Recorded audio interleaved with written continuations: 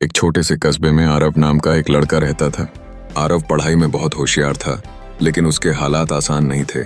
सुबह वह एक दुकान पर काम करता, दिन में अपने पिता का हाथ बटाता और रात को थकान के बावजूद किताबें खोलकर पढ़ाई करता था। उसका सपना था कि वह पढ़ लिख कर अपनी जिंदगी और अपने परिवार की हालत बदल सके। जब आरव 10वीं कक्षा में पहुंचा तो मोहल्ले के लोग कहने लगे कि यही लड़का आगे चलकर कुछ बड़ा करेगा। सबको उम्मीद थी कि वह अच्छे नंबरों से पास होगा, लेकिन जब परीक्षा का रिजल्ट आया तो किस्मत ने एक कठिन मोड़ ले लिया। आरव एक विषय में बहुत कम अंकों से फेल हो गया। बस फिर क्या था, जो लोग कल तक उसकी तारीफ करते थे वही लोग ताने मारने लगे। कोई कहता मेहनत बेकार चली गई, तो कोई उसके सपनों का मजाक उड़ाने लगा। हर दिन जब आरव कुएं से पानी भरने जाता तो रास्ते में लोगों की बातें उसके कानों में चुभती रहती।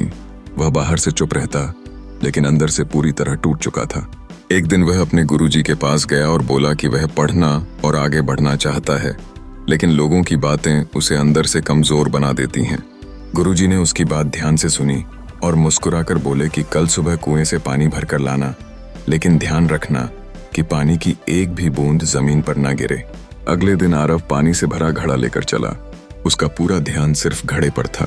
रास्ते में लोग थे, आवाजें थीं, लेकिन उसका फोकस इतना मजबूत था कि उसे कुछ सुनाई ही नहीं दिया। जब वह वापस आया तो गुरुजी ने उससे पूछा कि क्या आज किसी ने कुछ कहा। आरव ने जवाब दिया कि उसे कुछ पता ही नहीं चला। तब गुरुजी ने कहा कि जब इंसान अपने लक्ष्य पर पूरी तरह ध्यान लगा देता है तो दुनिया का शोर अपने आप खत्म हो जाता है। उस दिन के बाद आरव ने तय कर लिया कि वह लोगों की बातों पर नहीं, बल्कि अपने लक्ष्य पर ध्यान देगा। समय बीतता गया और वही आरव जो कभी तानों का शिकार था, एक दिन उसी कस्बे के लोगों के लिए प्रेरणा बन गया।